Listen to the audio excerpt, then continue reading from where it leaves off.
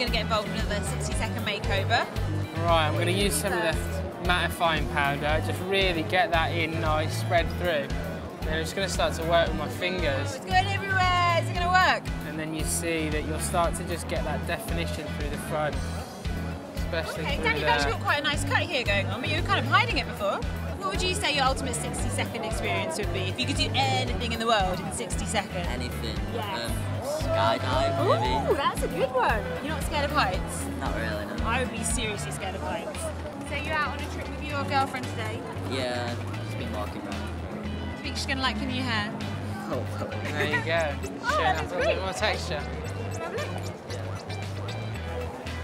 yeah, it's alright. All right. I think good, it's better it's than good. all right. It's good. Yes, Yeah. good, good, good.